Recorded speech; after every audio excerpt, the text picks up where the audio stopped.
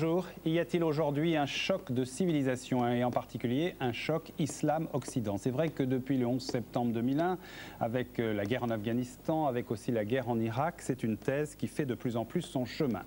Et puis d'autre part, est-ce que ce clash de civilisation ne cache pas un autre choc? Y aurait-il un affrontement entre les religions, c'est-à-dire entre les chrétiens et les musulmans? Alors vrai ou faux, c'est ce que nous allons voir avec nos invités, mais c'est vrai aussi que les événements récents du mois de mai, avec les attentats au Maroc, en Israël, en Arabie Saoudite, ne font rien pour infirmer cette thèse. Alors tout de suite, je vous présente nos invités. Du côté de la société civile, il y a d'abord Sébastien Fath. Vous êtes chercheur au CNRS, spécialiste du protestantisme, notamment aux États-Unis. Vous avez écrit un essai sur Billy Graham, le prédicateur. À vos côtés, Abdelwahab Medeb. Vous êtes producteur de radio à France Culture pour l'émission Culture d'Islam. Et vous êtes aussi professeur de littérature à Paris 10. À vos côtés, Ignacio Ramonet, vous êtes le directeur de la rédaction du Monde diplomatique, vous êtes aussi le président d'Attac, une organisation militante contre la mondialisation, on peut dire ça? On peut dire ça, ou en faveur d'une mondialisation différente. Voilà. Du côté des religieux, Jean-Arnold de Clermont, le pasteur Jean-Arnold de Clermont, qui est aussi président du conseil de la Fédération protestante de France. Vous êtes en fait le patron des protestants de France, on peut dire ça, sauf que la fédération rassemble à peu près les 2/3 des protestants, c'est ça? Ils n'aimeront pas que vous disiez le mot patron, mais... Mais c'est quand même comme ça. Et du côté catholique, Paul Valadier, jésuite, théologien, professeur de philosophie au Centre Sèvres à Paris. Alors c'est vrai que, je le disais en commençant, les événements récents de tout ce mois de mai avec les attentats aussi bien en Arabie Saoudite, au Maroc ou en Israël, tout ça on se dit c'est vrai, ça continue, les affrontements, est-ce qu'il y a vraiment un choc des civilisations? Alors on va faire si vous voulez bien un premier tour de table avant de commencer vraiment le débat. Vous me direz les uns après les autres ce que vous en pensez, oui ou non, est-ce qu'il y a un choc des civilisations? Vous, Abdelwahab Medeb? Moi je ne le crois pas. Cette notion de choc des civilisations, l'inventeur de cette notion, ce n'est pas Huntington, ce sont les islamistes. C'est les théoriciens de l'islamisme qui, les premiers, lorsque est né ce qu'on pourrait appeler l'anti-occidentalisme, à la fin des années 20, avec la naissance de l'association des frères musulmans, c'est le point de départ de ce qui va donner l'intégrisme actuel. C'est une des tendances, il y aura la convergence de 2 ou 3 tendances qui aboutiront à ce qui se passe de nos jours. Et eux, vraiment, sont les théoriciens et désiraient profondément qu'il y ait ce choc. Mais selon vous, ce n'est pas la réalité. Alors on continue le tour de table. Même pas cela, je dirais que il faut séparer l'islam de l'islamisme. Et cela est possible. Ignacio Ramonet. Je pense que le choc des civilisations, je pense même que peut-être jamais il y a eu autant d'imbrication entre les civilisations comme maintenant. Jamais les civilisations n'ont été aussi enlacées, aussi mêlées. Et donc par conséquent, je pense qu'il y a plutôt, je dirais, oui, superposition, métissage avancé de civilisations à tous égards. Et que tous ceux qui défendent la thèse du choc des civilisations, en réalité, sont je dirais, hostiles à cette idée de métissage, de mélange des civilisations et des cultures. Ça nous donne des pistes pour la discussion. Sébastien Fath? Je crois qu'il y a effectivement un choc, mais il n'est pas là où on le pense. À mon sens, il traverse chaque civilisation. Il y a un choc intrациvilisationnel propre à chaque civilisation. Donc c'est la notion de guerre civile, en somme, qui semble être prégnante. Nous y reviendrons. On va y revenir. Paul Valadier. Et moi je serais peut-être un peu en contradiction avec ce qui précède, parce que évidemment il faudrait s'entendre sur ce qu'on entend par choc et par civilisation, qui ne forment peut-être pas des unités totalement homogènes. Mais l'histoire nous montre que les rapports, les relations entre les civilisations n'ont jamais été faciles, qu'elles ont souvent été destructrices, et que notre irénisme actuel nous conduit à minimiser ces relations souvent difficiles. Il faut tout de même se souvenir des vieilles formules, delenda est Carthago, que Carthage soit démolie. La position en général du vainqueur, mais même en relation commerciale, cela conduit souvent à un effondrement ou à un ébranlement de la civilisation que l'on rencontre. Et par conséquent, je crois que, même si l'on ne fait pas une théorie, c'est un fait que la rencontre des civilisations n'est jamais facile et qu'elle a souvent été destructrice, en particulier pour les civilisations qui ont été rencontrées par plus fort qu'elles. Jean-Arnold de Clermont, dernier point de vue rapide comme ça, qui nous donne des pistes après.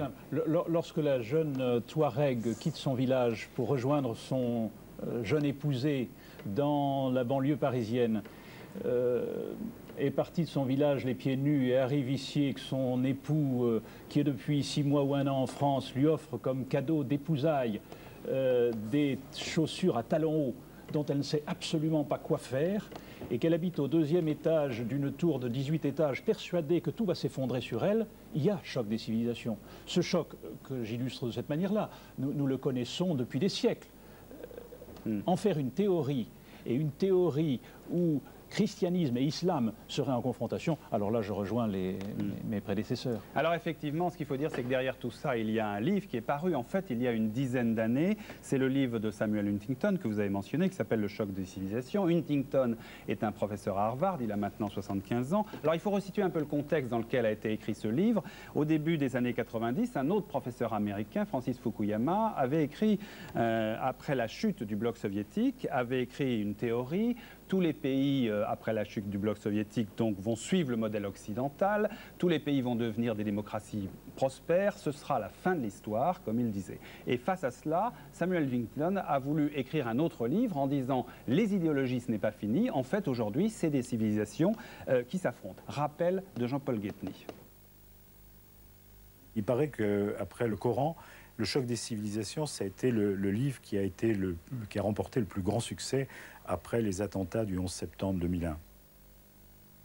Huntington est un monsieur très sérieux, professeur de sciences politiques à Harvard, aux États-Unis, et c'est quelqu'un qui a été le conseiller de Carter, de Jimmy Carter, et il réfléchit sur l'avenir de la planète, et il dit « le temps n'est plus au conflit entre les systèmes politiques. Le communisme d'un côté, le capitalisme de l'autre. Le temps est maintenant au conflit entre culture et civilisation. Et dans les civilisations, il y a un point important, c'est la religion, qui va être de plus en plus un facteur de conflit. Quel conflit? Le conflit entre le monde musulman et le monde occidental. Le monde musulman, c'est un monde qui est en pleine expansion démographique, c'est un monde qui a subi un certain nombre de frustrations de la part de l'Occident. C'est un monde qui est dynamique, c'est une foi qui est dynamique. Au contraire, le monde occidental, c'est un monde en déclin. C'est un monde qui est traversé par la violence, par la drogue, par des comportements antisociaux, genre homosexualité ou autre. Donc, ce que Huntington dit, c'est que ce qu'on risque de voir arriver, c'est donc un conflit majeur entre ce monde musulman et le monde occidental. Où Huntington a sans doute un peu raison, c'est sur la place de la religion. La religion est souvent sous-estimée comme facteur social. Régis Debray dit la religion, c'est la vitamine du faible. Mais où je ne suivrai pas Huntington, c'est sur l'idée, au fond, qu'il y aurait deux blocs compacts qui s'opposeraient l'un à l'autre, le bloc occidental et le bloc musulman. Ceci dit, est-ce qu'il faut tout rejeter chez Huntington? Je crois que c'est un avertissement. Et que si on ne fait pas attention, si on ne fait pas des passerelles entre les cultures et les civilisations, le fossé qui existe entre le monde occidental et le monde musulman risque de s'accroître. Donc il n'y a pas d'avenir rose pour la planète sans un dialogue des civilisations et des cultures. Voilà donc pour le livre de Samuel Huntington. On reviendra, si vous voulez bien, sur la place de la religion un petit peu dans un deuxième temps. Moi, ce que je dois vous dire, parce qu'il y avait quand même, enfin en tout cas de votre côté, une sorte d'unanimité sur pas de choc des civilisations. Tout de même, est-ce que, par exemple, Ignacio Ramonet, vous ne trouvez pas que quand Huntington dit les idéologies ont été remplacées par des différentes civilisations, comme ça, est-ce que c'est pas assez juste au fond? Moi, j'ai eu l'occasion de discuter avec Huntington. C'était à l'université de Princeton.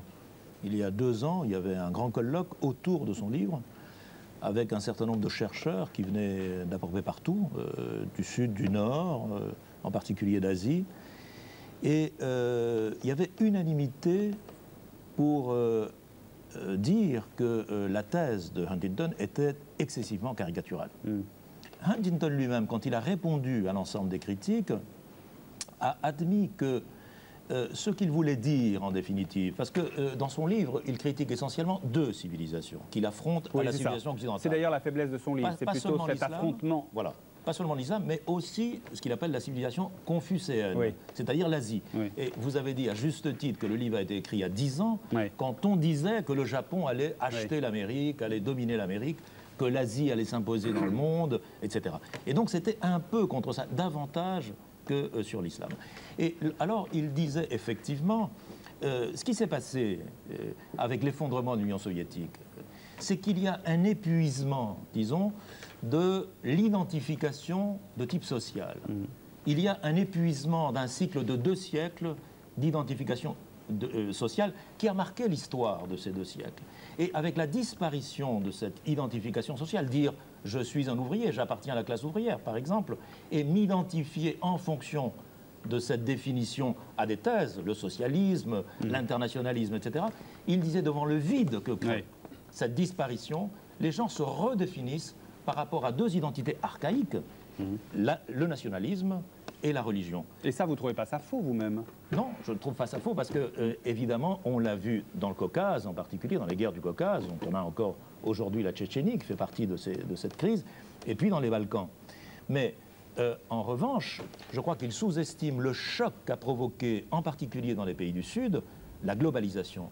Et ce que nous vivons est un choc de la globalisation contre lequel beaucoup de ceux qui protestent, finalement, le font en se fondant plutôt sur l'identité nationale ou l'identité religieuse, parce que l'identité sociale n'arme plus, finalement, des protestateurs. Ce que vous disiez tout à l'heure, Abdelawad Medeb, c'est que pour certains, en tout cas, ce choc existe, notamment les islamistes. Eux, ils le souhaitent même. C'est sur cette idée qu'ils recrutent. Et c'est ce qu'ils veulent promouvoir. Mais en vérité, l'islam lui-même est profondément divisé. Bien sûr, l'islam et l'Europe, l'islam et la chrétienté ont connu 1000 ans de guerre, on peut le dire. Mais pas seulement de guerre, parce que même dans les périodes les pires, que ce soit... Mais quand même, vous dites qu'il y a eu toujours un affrontement chrétienté et islam depuis très longtemps? Ah oui, bien sûr, bien sûr. Je dirais même toute l'identité européenne et occidentale s'est fondée sur l'islam comme ennemi, mais en même temps avec beaucoup d'ambivalence, parce que c'est un ennemi auprès duquel on se frottait, et donc cela communiquait. Il y a eu aussi un certain nombre de croisements dans ce rapport, mais il y a eu la Reconquista qui a été un événement à l'intérieur même de l'Europe, un vrai choc entre l'Europe et l'islam d'un côté, et qui par la suite, avec la fin de l'islam et de l'autorité islamique dans la péninsule ibérique, l'émergence des Turcs vers l'Europe orientale et le choc donc via les Turcs. Mais en même temps, l'Europe et la chrétienté ne se présentaient pas d'un seul bloc aussi. Oui. Hein. Il y avait par exemple une politique d'alliance. C'est le cas aussi aujourd'hui, on y reviendra. Mais voilà, de François Ier avec la Grande Porte contre Charles Quint. Donc ce qu'on voit là aussi aujourd'hui, la dernière guerre de l'Irak, et cela a été perçu d'une manière, je dirais, très très féconde, et c'est d'avenir pour l'islam. L'Occident ne s'est pas présenté en un seul bloc, il s'est présenté profondément divisé lors de la dernière guerre. Et donc c'est ce jeu, je dirais, d'affrontement, de division, de relations dans l'affrontement, en fait, ce qui nous a... qui exige à ce que l'on soit dans la nuance. En fait, ce qui a beaucoup frappé, je crois, et vous serez tous d'accord avec moi, c'est qu'au moment de la guerre contre l'Irak, on s'est aperçu que, alors qu'on parlait d'une montée de l'intégrisme du côté de l'islam, on s'est aperçu que c'est du côté américain qu'on invoquait Dieu beaucoup plus que des autres. Sébastien Fass. Oui, à certains égards, c'est exact. Et nos téléspectateurs ont été frappés, effectivement, durant ces derniers mois, par la rhétorique de croisée de George W. Bush, mais aussi d'une partie de son entourage. Et on a un petit peu le sentiment, effectivement, d'une vaste entreprise de type religieux, portée par les États-Unis, au nom d'un certain nombre de valeurs, y compris chrétiennes, contre ce qui est considéré comme une menace de subversion islamique, en effet. Cela dit, quand on regarde les choses d'un petit peu plus près, lorsque l'on observe par exemple le débat beaucoup plus vif qu'on ne le croit, qui a secoué la société américaine ces derniers mois, on se rend compte que les églises, y compris la plupart des églises protestantes, se sont clairement prononcés contre ce conflit. Et George Bush est parti en guerre, non pas poussé par la majorité des églises américaines, mais en dépit de nombreuses réserves formulées aussi bien côté catholique que côté protestant, à l'encontre de cette guerre jugée quand même bien aventurière. Jean-Charles Leclermont, vous êtes bien placé pour le savoir, puisque donc la Fédération protestante de France, par exemple, a pris clairement position contre cette guerre et s'est affirmée avec certaines églises américaines. Et n'a pu le faire, et l'a fait, je dirais, pleinement, que parce qu'elle était en relation avec les églises aux États-Unis. Ah oui. Si bien que, moi, ma première analyse, c'est de dire qu'il faudrait oublier cette espèce de notion de choc des civilisations pour plutôt parler de choc d'intégrisme ou choc de fondamentalisme. Parce que là, je les trouve d'un côté comme de l'autre. Si j'entends bien la manœuvre d'Al-Qaïda, c'est d'essayer d'attirer vers l'intégrisme l'intégralité de l'islam. L'intégralité de l'islam, alors que justement, prenons le Maroc, est un exemple, si l'on peut dire, d'islam modéré. Et on essaye de couper dans les derniers attentats le Maroc islamique de sa dimension juive antérieure, qui ont toujours coexisté dans la constitution même du Maroc. Et c'est de la même manière aux États-Unis, ce choc très fort à l'heure actuelle, et qui se révèle dans la profonde, est-ce qu'on peut dire désespérance, c'est pas cela, mais le choc très fort qu'ont ressenti les principales églises américaines lorsque Bush est rentré en guerre. Parce qu'ils ont tout fait, avec l'Église catholique d'ailleurs, pour lutter contre cet intégrisme. Paul Valadier. Oui, je crois une chose qui est surprenante et à la limite amusante, c'est que le président Bush ne pourrait pas s'appuyer sur Huntington pour défendre sa position, parce que malgré le titre choc, effectivement, du livre d'Huntington, toute sa thèse, c'est plutôt de dire qu'il faut éviter ce choc. Et d'autre part, il nie absolument ce qu'il appelle la vocation universelle de la civilisation occidentale, et il pose une règle extrêmement ferme qu'il appelle la règle de l'abstention. C'est-à-dire qu'il ne faut absolument pas qu'une civilisation intervienne militairement dans l'ère culturelle d'une autre civilisation. Alors, si M. Bush avait lu ça, il se serait bien gardé d'intervenir en Irak. Autrement, je ne sais pas quelle était la position de Huntington au moment de la guerre, mais il est clair que, en théorie, il ne justifie pas du tout ce genre d'intervention, parce que précisément, c'est pour lui une des causes, en effet, de raviver des conflits et donc d'aboutir à ce qu'en fait il refuse, qui est un choc de civilisation. Au fond, s'il y a affrontement ou choc ou clash, ce qu'on veut, de quelle nature est-il justement? Est-ce qu'il serait un choc économique plus, un choc culturel, un choc religieux éventuellement? C'est ça qui peut être intéressant. Qu'est-ce que ça veut dire un choc religieux? J'aimerais bien... Je vous pose la question. Dans quel sens? Ignacio Ramonet. Moi je pense qu'il y a tout de même un choc, je veux dire s'il y a choc aujourd'hui, il y a un choc économique et s'il y a modèle en quelque sorte imposé au monde, c'est le modèle de la globalisation, ce que la globalisation libérale veut dire, ce que la mondialisation veut dire.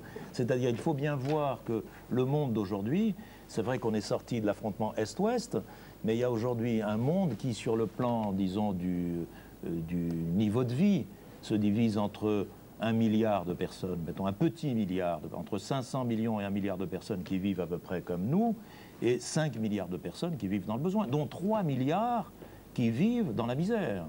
Donc c'est ça la réalité du monde. Et c'est ça l'affrontement à ce moment-là. Et c'est ça le véritable affrontement. C'est-à-dire qu'il faut voir, même lorsqu'on parle de fondamentalisme islamique, il faut bien voir que l'islamisme, même radical, est tout de même une théorie, disons, des déshérités. Que dans l'ensemble, c'est dans les quartiers les plus pauvres.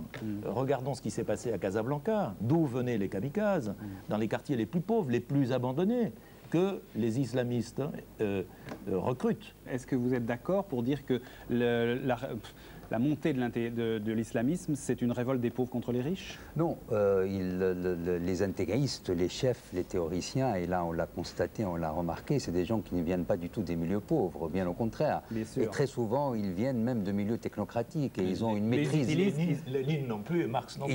Ils ont une maîtrise absolue mais évidemment, ils profitent de cet état de fait pour diffuser leur idéologie. C'est là où leurs idées se diffusent le mieux. Ignacio Ramonet a raison. Oui et non, là non plus, parce que le plus grand danger de l'islam actuellement, ce n'est pas l'intégrisme militant, parce que l'intégrisme militant, fut-il déterritorialisé, il est par ses actes localisables, c'est l'ennemi universel et on peut lutter contre, je veux dire. En tous les cas, la cible devient claire. Le plus dangereux, c'est ce que j'appelle l'intégrisme diffus. C'est-à-dire celui-là même qui peut être les mêmes idées partagées en quelque sorte par les intégristes militants et les gens tranquilles qui ne sont pas des héros, qui ne cherchent pas la vie clandestine, qui ne cherchent pas à être des bombes humaines, mais il y a une avancée de cette idée et là il faut voir évidemment les responsabilités, les raisons de cette avancée, de cette diffusion. J'ai des thèses là-dessus. Ça on y reviendra aussi. Sébastien Fass, vous vouliez ajouter quelque chose? Oui, pour revenir sur le conflit irakien. Moi, une chose qui m'a frappé par rapport à la lecture qui a été faite parfois des événements, c'est que non seulement, à mon sens, il n'y a pas eu en la matière un choc de deux fondamentalismes, d'un côté un fondamentalisme qui serait protestant et un fondamentalisme qui serait musulman, mais qu'au contraire, à mon sens, ces deux acteurs religieux un peu extrêmes ont beaucoup plus de points communs que de différences et sont engagés tous les deux dans le même type de combat. Alors je m'explique. Les fondamentalistes protestants américains, contrairement à ce qui a été parfois dit, n'ont pas particulièrement poussé Bush au conflit. Alors certes, au moment où le conflit a été déclaré, ces églises ont évidemment soutenu, comme d'ailleurs toutes les autres, les Boys. Mais auparavant, ni Pat Robertson, par exemple, ni Jerry Falwell, qui sont quand même des leaders fondamentalistes particulièrement en vue outre-Atlantique, n'ont appelé ouvertement à la guerre. En revanche, que disent-ils après le 11 septembre? Ils ont tenu les propos suivants. L'Amérique l'a bien cherché. Alors pas pour des raisons socio-économiques, mais là plutôt pour des raisons d'ordre éthique, sociologique. Voilà, on a détruit la famille, morale, etc. La morale n'est plus ce qu'elle était, etc. L'Amérique s'est éloignée de la voie de Dieu. Oui, une sorte de châtiment divin. Elle a obtenu ce qu'elle méritait. Il faut que l'Amérique se rapproche de Dieu. Et c'est un discours, à mon sens, qui rencontre un certain nombre de parallèles dans les milieux islamistes. Je voudrais vous me tourner vers vous et vous demander, justement, pour revenir à la nature du choc, si choc il y a, hein, toujours, à votre avis, c'est économique, comme le disait Ignacio Ramonet, ou il est d'une autre nature?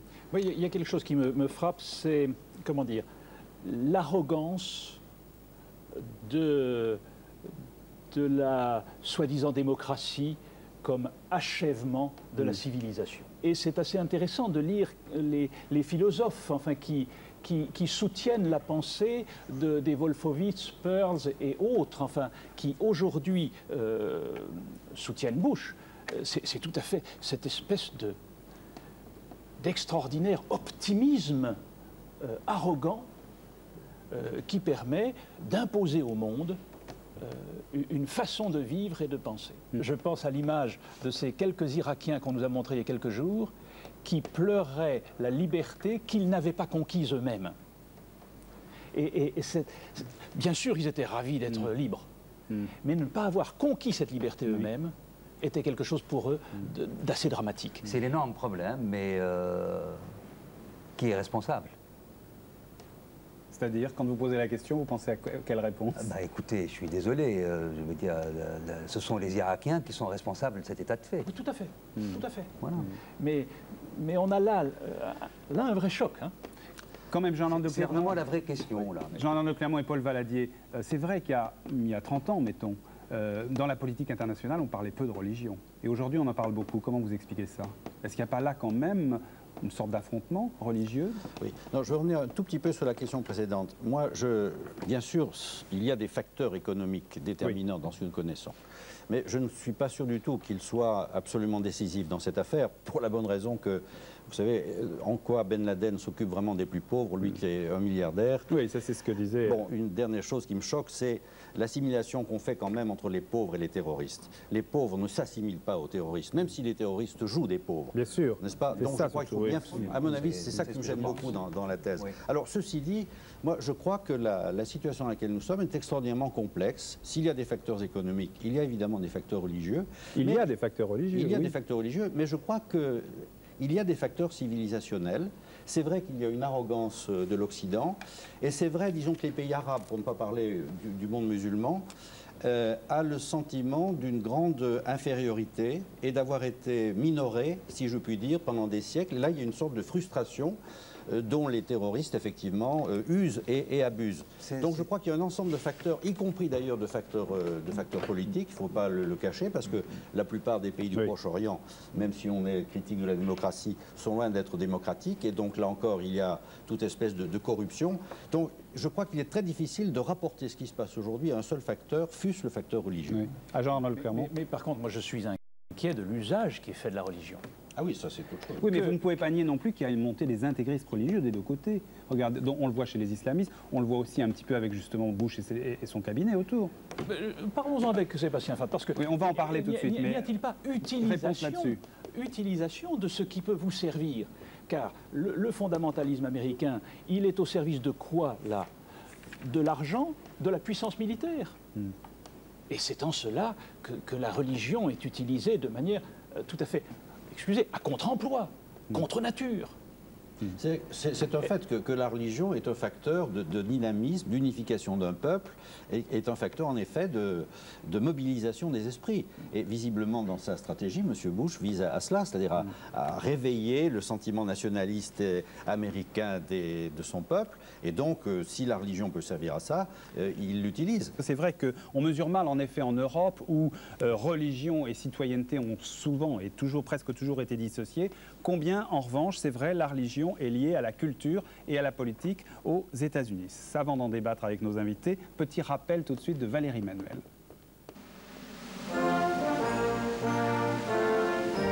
Abraham Lincoln, ce président des États-Unis très marqué par le protestantisme, souhaite, comme tous les pères fondateurs, que l'Amérique et sa démocratie deviennent un modèle pour l'ensemble du monde. Kennedy, le catholique, tente une laïcisation de l'État. Mais Nixon, en pleine guerre du Vietnam, avec l'aide de son ami le pasteur Billy Graham, remet la religion chrétienne au centre de la vie politique. Jimmy Carter, un des présidents les plus à gauche que l'Amérique ait connu, aime à dire « Rien ne compte plus dans ma vie que Jésus-Christ ». Mais le plus démonstratif est bien évidemment George Bush. Nous, les Américains, avons foi en nous-mêmes. Mais pas seulement en nous-mêmes. Nous ne prétendons pas connaître tous les chemins de la Providence, mais nous avons confiance, nous nous en remettons à Dieu. Prière avant chaque conseil des ministres. Des études de la Bible sont proposées en cours du soir aux collaborateurs du président. Les discours de Bush sont souvent empreints d'accents prédicateurs. Recueillement en public pour le triomphe des armées alliées. On prie en toutes circonstances. Car c'est pour lutter contre le mal que le président des États-Unis souhaite que le drapeau américain, véritable bannière du Christ, flotte sur le monde. Voilà donc un petit rappel utile, je pense. Alors c'est vrai, je me tourne vers vous, Sébastien Fath, parce que, au fond, les présidents américains ont toujours été assez liés à la religion et c'est assez dans la culture américaine. Pourquoi Bush, tout d'un coup, ça ressurgit comme ça, de cette manière? Alors ce qu'il est d'abord important de préciser, c'est la nature de cette religion publique qu'on observe un petit peu partout aux États-Unis. C'est quelque chose d'assez particulier qui nous surprend beaucoup en tant qu'Européens. Il y a une expression qui permet un petit peu de rendre compte de ce type de religion, c'est la religion civile. Alors de quoi s'agit-il? C'est une sorte de religion générique, si l'on veut, transconfessionnelle, au-delà de toutes les étiquettes, qui a pour vocation de sacraliser la communauté, de sacraliser l'être ensemble d'une nation, en l'occurrence ici, les États-Unis.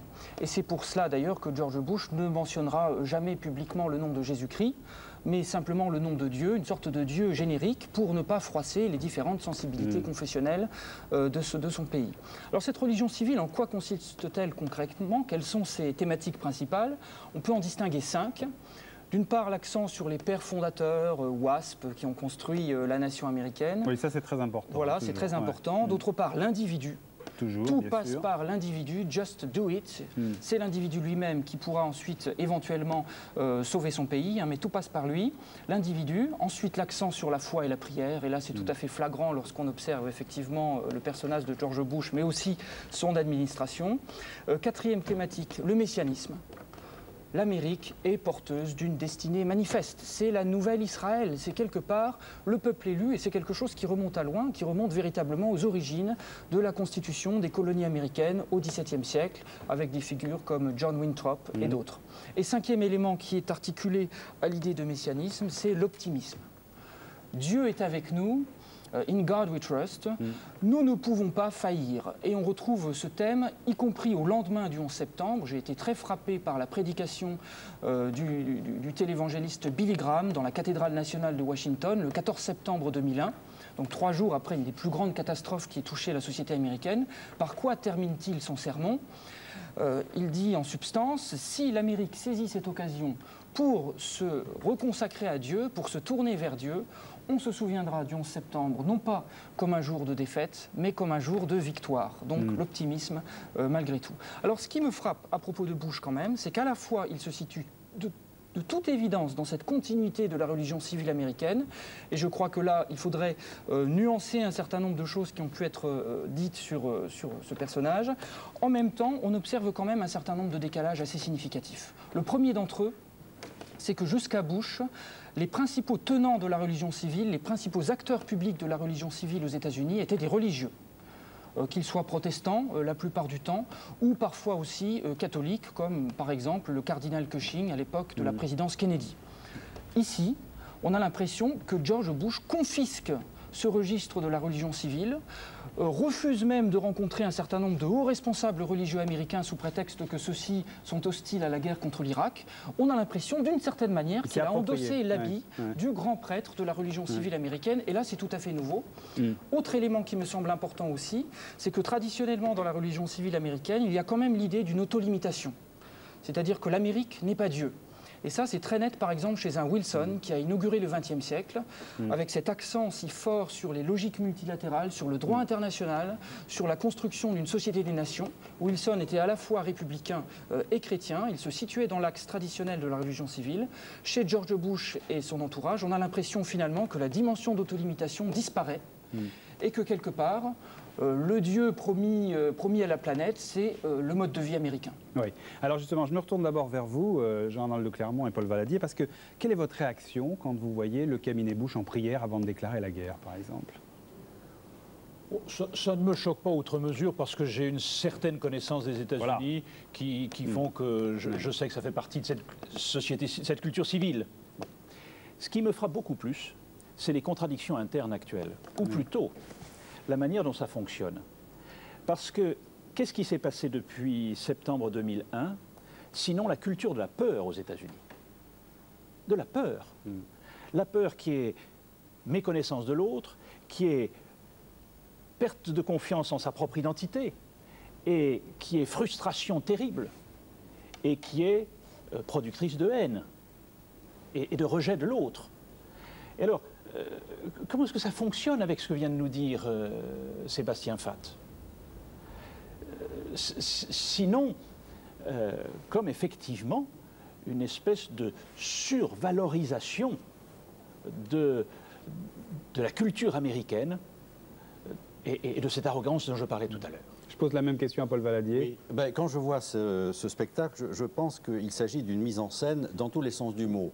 C'est-à-dire à la fois une convocation de l'esprit américain parce qu'on estime que la nation est menacée, donc il y a une espèce de jeu, et puis mise en scène au sens, j'allais dire, un peu tartuffe du terme, c'est-à-dire que comme on n'a pas beaucoup de raisons, surtout du point de vue international, pour justifier, par exemple, la guerre en Irak, un petit peu de prière et de méditation ne fait pas de mal pour ajouter un peu de piment, pour faire croire à la validité des choses. Mais ça vous agace quand même? Ça m'agace souverainement, mais je comprends par rapport à ce qui était dit tout à l'heure que la religion civile américaine fonctionne de cette façon-là, sous la forme d'une mise en scène. Il y a une seconde chose que je voudrais dire aussi, c'est que c'est vrai qu'il faut mettre en cause un certain fondamentalisme protestant. Il ne faudrait pas oublier tout de même un certain nombre de sionistes radicaux dans l'entourage de M. Bush. Oui. Et ça, ça fait partie de ces contradictions étonnantes entre ces fondamentalistes chrétiens qui rêvent du retour du Messie et ces sionistes.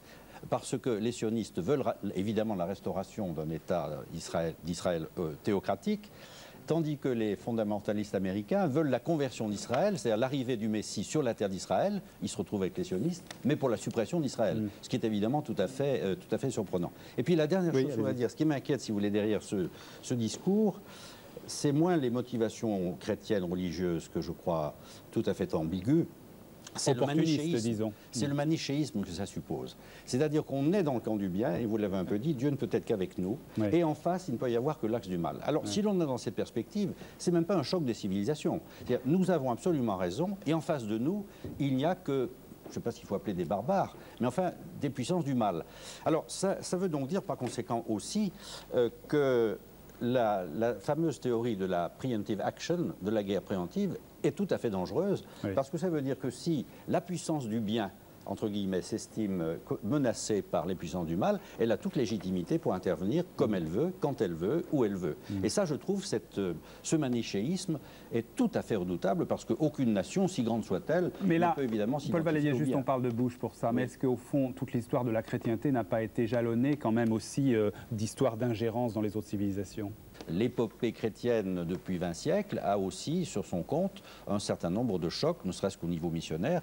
Il faut bien en convenir aussi, ça c'est sûr. Mais je crois que de toute façon, la rencontre des civilisations ne se fait jamais de manière paisible. Elle a toujours quelque chose de troublant, et pour celui qui est rencontré, si je puis dire, et pour celui qui rencontre. Parce qu'il y a aussi un phénomène de feedback tout à fait important et impressionnant. Mais juste un point, parce que sinon nous serons à notre tour manichéens. Rappelons combien, dans son propre pays, les églises, tant catholiques que protestantes, se sont opposées contre la guerre préventive. Et la question, me semble-t-il, tout à fait politique qui se pose, c'est de savoir comment Bush, son administration, a réussi à imposer au plan politique, puisque finalement il a fait appel à la religion comme un plus, mais ce n'est pas le fondement majeur. Comment, au plan politique, il impose ses idées. Et ce qui sera tout à fait important de voir, c'est comment, dans les années qui viennent, ceux qui se sont opposés à lui très fortement vont garder mémoire de ce qu'ils ont fait et travailler sur cette base. Ce qui est impressionnant, c'est l'absence d'opposition à ce discours. Oui. Ça, c'est tout à fait impressionnant. L'absence démocrate. Une minorité autour du gouvernement Bush, mais que disent les démocrates? Il y a les églises qui ont résisté, tout à fait, mais du point de vue politique, je trouve qu'il y a une paralysie qui est tout à fait, à mon avis, inquiétante. C'est ce qu'a dit Jean-Arnold Clermont tout à l'heure. C'est d'un seul coup cet état de peur qui a saisi l'Amérique. Face à l'inouï que furent les attentats du 11 septembre, qui, si on revient à Tocqueville, parce que c'est toujours précieux de revenir à Tocqueville, Tocqueville rappelait du reste le tout début de la démocratie en Amérique, c'est justement sa surprise en tant qu'Européen de la place de la religion dans la genèse même de l'État. Et le rappel comment le droit de la première charte juridique du Connecticut au XVIIe siècle était un droit complètement scripturaire, fondé sur les châtiments corporels qu'on trouve dans Deutéronome, Lévitique et autres références bibliques. De ce point de vue-là, du reste, on peut voir une étonnante analogie avec les fondements même de l'Arabie saoudite, ce qui expliquerait, je dirais, une alliance pas seulement géostratégique, presque une alliance en empathie. Il est vrai que Tocqueville rappelle, à la fin donc, de ce développement, que malgré tout, il y a deux choses qui sont très impressionnantes, déjà, qu'il voyait dès le début, manifeste dès le XVIIe siècle, ce rôle de l'individu, et la question de l'individu, la liberté individuelle qui est tellement importante, et c'est par la religion, nous dit-il, non pas contre la religion comme en Europe, mais c'est par la religion qu'on parvient aux Lumières en Amérique. Alors oui, allez-y Sébastien Fabre. Oui, pour rebondir sur ce qui vient d'être dit, je me demande si partant de là, on ne peut pas faire l'hypothèse dans la société américaine de la construction actuellement d'une forme de nouvelle religion politique. Un petit peu sur le modèle du communisme, avec son idéologie, son clergé, ses idéologues, son messianisme, son eschatologie, c'est-à-dire sa vision des temps de la fin. Moi, je pense que c'est l'hypothèse qu'on peut être amené à formuler actuellement, dans la mesure où les hommes qui entourent Bush sont les hommes d'un lobby, disons-le clairement. Project for a New American Century, le projet pour un nouveau siècle américain. Il dispose d'un site internet. J'invite les téléspectateurs à aller regarder un petit peu de quoi il retourne. C'est un lobby qui a été construit à partir de 1992 autour de Donald Rumsfeld, Dick Cheney, Paul Wolfowitz, et qui s'est structuré. Qui sont tous au pouvoir aujourd'hui. Qui sont tous au pouvoir. Ce sont eux qui font la politique étrangère des États-Unis aujourd'hui. Ils se sont structurés en 1997, donc autour de ce projet. Et que lit-on dans ce texte? Ce qui est tout à fait ahurissant, c'est l'idée du global leadership. C'est-à-dire, pour reprendre une argumentation développée par Emmanuel Todt, les États-Unis revendiquent désormais le monopole de la violence légitime à l'échelle de la planète. Oui, mais là, vous parlez sur un plan strictement politique, Sébastien Fabre. La religion n'intervient plus. Attention, ça n'est pas si simple, dans la mesure où, à mon sens, il s'agit là d'une véritable religion, mais d'une religion politique, c'est-à-dire sans transcendance, où finalement, le Dieu promis au monde, c'est désormais la société américaine actuelle, son modèle économique et social. Et quiconque s'en détourne appartient au camp du mal, au camp du djihad. Attendez, Jean-Arnold Clermont, il faut qu'on avance un peu dans le débat. C'est un pur paganisme, à mes yeux. Car le Dieu de la Bible, le Dieu que nous connaissons, Jésus-Christ, est celui qui s'approche, qui se fait petit avec les petits. Ça n'a plus rien à voir avec la religion. Ça n'a plus rien à voir avec cela. C'est le Dieu du dialogue, pour dire, de la rencontre avec l'autre, tout le contraire de ce qui vient d'être dit là. Oui. Paul Valadier. Sans vouloir être exagérément optimiste, je me demande dans quelle mesure ces radicalismes ont une durée assurée devant eux. Parce que comme tous les extrémismes, ça ne dure pas beaucoup. Alors est-ce que le petit clan qui entoure M. Bush, d'une part, est vraiment représentatif de cette grande nation, comme on dit? Je n'en suis pas sûr. Parce que nous connaissons tous d'innombrables Américains qui n'adhèrent absolument pas à ce genre de discours et qui sont même foncièrement opposés. Donc, que représente-t-il eux-mêmes? Sans doute une petite minorité. Et cette petite minorité, comme elle prend des actions extrêmement extrémistes, extrêmement radicales, risque bien de se retrouver un beau jour dans le fossé. C'est-à-dire que les échecs risquent de se pointer à l'horizon. Et par conséquent, je ne suis pas absolument sûr d'une survie très longue de ce genre de discours. Paul Valadier, peut-être que je suis trop optimiste. Non, mais je crois qu'il faut aussi se rendre compte sur la durée. Mais vous dites ça alors là donc pour la pertinence de pour les discours. Américains, mais en revanche du côté de l'islam, alors je me tourne vers c'est vous. autre chose. C'est vrai que la montée des intégrismes, on n'a pas l'impression que c'est quelque chose d'éphémère pour l'instant. Oui, mais destiné à échouer, parce que j'opte pour la thèse générale, universelle et qui concerne l'humanité. Jamais l'extrémisme dans l'histoire de l'humanité n'a gagné. Mais à quel prix? Au nombre de quelles nuisances? Telle est la question. Alors, oui, elle est sur un mot. Il faut apporter une petite nuance, parce que tout à l'heure, on l'a dit, et avec cette intervention, on risque de le croire, islamisme et extrémisme ne sont pas synonymes. Bien sûr que si. Non, ne sont pas synonymes. Je veux dire, désolé. Les islamistes viennent de gagner récemment les élections en Turquie. Mais ça n'a rien à voir. Ils sont tout à fait modérés. Il y a des islamistes au gouvernement. On a parlé tout à l'heure du Maroc comme d'un pays très modéré. Il y a des ministres islamistes. Une bonne partie. Pas islamistes. Islamistes. Islamistes. Non, je précise bien, ce sont des partis. Le parti de la justice et de la démocratie au Maroc est un parti islamiste. Non, vous n'êtes pas d'accord, Al-Medad? Non, c'est l'extrémisme à l'épreuve de la démocratie, c'est très très connu. Je veux dire, et forcément, donc, pour entrer dans le jeu démocratique, on est obligé de raboter sa théorie, et c'est connu, ça. Non, mais les islamistes... Mais l'islamisme est un extrémisme. Alors, je voudrais dire... Et c'est très dangereux, ce que vous dites. Ça m'étonne de votre part. Dit ce qu'il veut, mais je veux dire, il y a des islamistes, vous pouvez le vérifier. Au Maroc, il y a des islamistes au Parlement et au gouvernement. En Jordanie, ils ont gouverné pendant un certain temps, les islamistes. Dans beaucoup de pays, dans la plupart des pays, les partis islamistes sont des partis modérés. Ils sont ce qu'on dit maintenant, de même qu'il y a une démocratie chrétienne, il y a des démocrates islamistes. Et donc, par conséquent, ils ne sont pas tous identifiables à l'extrémisme. À l'intérieur, au sein de la grande famille de l'islamisme, il y a des islamistes radicaux. Mais les islamistes radicaux représentent une toute petite partie. Et seulement une organisation est, disons, internationaliste et radicale et violente. C'est Al-Qaïda. Mais il n'y en a qu'une. Il n'y en a pas 36. Et donc, par conséquent, il y a une lecture politique et une activité politique dans beaucoup de pays qui est modérée, mais qui font une lecture religieuse, qui considèrent que la religion permet de combattre, je le disais tout à l'heure, la corruption, les abus, etc. On peut être d'accord ou pas d'accord, bien entendu, avec cette lecture, mais c'est une lecture qui n'est pas du tout extrémiste. Ce qui est frappant. Qui est même, je dirais, c'est très important pour nos auditeurs, qui est compatible avec la démocratie, comme les Turcs le démontrent en ce moment. On peut y revenir tout à l'heure. Ce qui est important, ce que je disais tout à l'heure à propos de la religion qui sous-tend toujours une civilisation, c'est que par exemple, on dit toujours le choc islam-occident, on pourrait dire le choc islam-chrétienté, ce qu'on ne fait pas. Donc il semble bien que dans le monde musulman, en tout cas, l'islam soit vraiment le fondement de cette civilisation. Oui, mais attendez, parce que c'est en même temps une civilisation et une religion, c'est simple.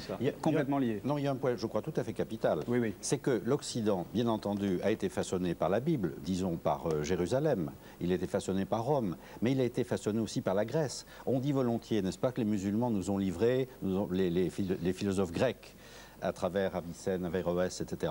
Mais c'est l'Occident qui les a lus, qui les a intégrés, et malheureusement, non pas l'islam. Et ça, je crois que c'est une grande différence. C'est que si on dit Occident et non pas chrétienté, c'est que l'Occident est une pluralité de traditions qui se sont combattues, mais qui se sont aussi fécondées mutuellement. Et je crois qu'une des forces de l'Occident, dans le passé, peut-être dans l'avenir, c'est cette possibilité de faire conjuguer diverses traditions. Et malheureusement, on ne voit pas beaucoup, par exemple dans l'islam, la même diversité de traditions. Et c'est pourquoi, pour répondre à votre question, me semble-t-il, on ne peut pas parler d'affrontement islam-chrétienté comme tel, en identifiant l'Occident de la chrétienté, qui est un aspect de l'Occident, mais évidemment pas le seul. Alors, je me tourne vers vous, Abdelawad Medel, il faut qu'on continue, qu'on avance. Alors, qu'est-ce qui fait bouger aujourd'hui la communauté musulmane? Enfin, en tout cas, les islamistes. Est-ce que c'est un anti-américanisme? Est-ce que c'est une frustration de quoi? Est-ce que c'est une revanche de quoi? C'est ce qu'on ne comprend pas toujours très bien. Non, moi je voudrais revenir surtout à ce qui a été oui, mais dit. vous revenez, moi je voudrais qu'on avance. Oui, mais on avancera, Vous allez voir comment. C'est-à-dire que très précisément, ce qui a été défini pour désigner la civilisation occidentale, c'est cela même qui est au fondement aussi de la civilisation islamique. Au moment où l'islam a été un vecteur de civilisation, il a été très exactement ce creuset d'une pluralité de traditions. Le grand moment, les 5 siècles... Mais ça fait combien de siècles qu'il ne l'est plus? C'est oui, bien le problème. Bah, le problème est... On ne peut pas toujours se référer à un âge d'or qui a disparu. Non, mais la question n'est pas d'âge d'or ou non. Moi, je crois qu'au-delà des civilisations, à l'intérieur même de chaque civilisation, il y a un temps de civilisation, un temps d'amnésie, un temps de... Le problème de l'islam actuellement, c'est sa dormition et son amnésie, si j'ose dire. Hein. Mais le fait que... Et donc, il y a nécessité qu'il s'articule avec le temps de la civilisation tel qu'il s'exprime de nos jours.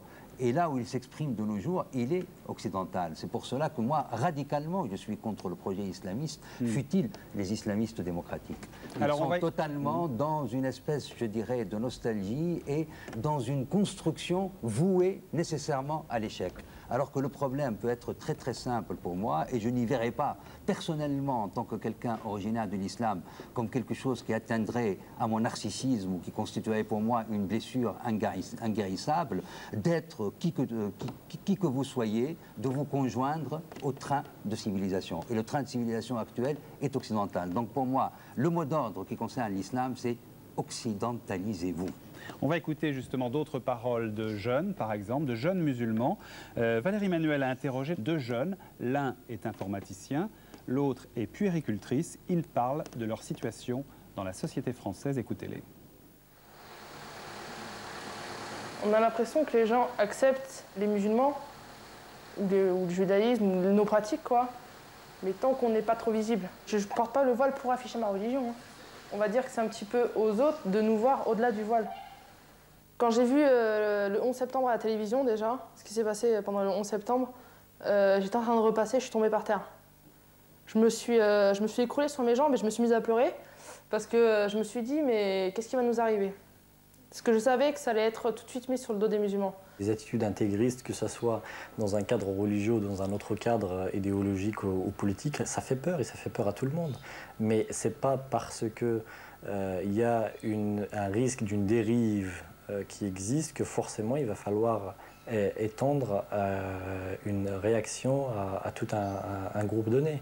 Et là, c'est très dangereux. Je pensais qu'on allait souffrir du regard des autres et c'est ce qui s'est passé. En fait, ce que j'ai pensé sur le coup, ça s'est fait. C'est-à-dire qu'on nous a mal regardés, on se faisait insulter dans la rue. C'était limite, il y en a qui ont enlevé... Il y a des sœurs qui ont enlevé le voile à cause de ça parce qu'elles ne pouvaient pas le supporter, la pression était trop forte. Je pense que la thèse du choc de civilisation en elle-même, elle ne tient pas. Mais maintenant, on est tellement dans une logique médiatique et politique qui est tellement forte et écrasante sur le sujet, je pense qu'on va déclencher un certain nombre de réactions, que ce soit au niveau international comme au niveau national, on va déclencher un certain nombre de réactions qu'on justifiera après pour dire, ah ben, vous voyez, on avait raison, on avait bien dit qu'il allait y avoir un choc. La guerre, elle aura permis une chose, c'est les gens se posent beaucoup plus de questions sur l'islam qu'avant. Avant, on faisait semblant, les gens vivaient comme s'il n'y avait pas de musulmans en France. Vous voyez, s'ils sont là, mais bon. Discret, quoi. Il y a des choses qui sont extrêmement intéressantes qui sont en train de se développer. Sauf qu'aujourd'hui, c'est pas ce qui fait la une des journaux. Donc c'est pour ça que je disais, sur l'échelle de l'histoire, on oubliera ça très rapidement dans quelques temps. Mais l'avenir, il est en train de se construire ailleurs. Non pas sur les plateaux télé, mais il est en train de se construire concrètement et réellement sur le terrain. Abdelawad Medel, vous n'êtes pas d'accord avec le choix des intervenants, enfin des gens que nous avons interviewés? C'est-à-dire qu'il représente une partie que je trouve très minoritaire de l'islam tel qu'il apparaît en Europe. Ce sont des images qui restent pour moi très choquantes. L'islam n'est pas représenté par les barbus et les femmes voilées. Et voilà, donc mais ils sont quand même très présents, vous ne pouvez pas le nier. Très présents, je ne sais pas ce que vous entendez par très présents. Ils sont actifs, activistes, mais beaucoup, un très grand nombre de musulmans ne veulent pas s'identifier à de telles images. C'est pour ça que je les appelle des icônes médiatiques. J'ai parlé tout à l'heure d'occidentalisation. Et la quasi-intégralité, je le dis bien, sinon cette frange telle qu'elle peut être représentée là, de ceux qui vivent en Europe sont profondément soit déjà occidentalisés tout en restant musulmans, soit en désir profond d'occidentalisation. Jean-Arnold de Clermont. Oui, moi je pense que ça vaudrait la peine de préciser ce que nous entendons par occidentalisation. Parce que bien sûr, après ce que nous avons dit de l'arrogance occidentale, il ne s'agit pas de dire nous vivons un modèle supérieur de société. Sinon, je doute qu'ils puissent nous suivre. Par contre, il me semble que ce que nous avons essayé de dire et qui me semble fondamental, c'est dans ce que la chrétienté a offert, de séparation entre le profane et le sacré.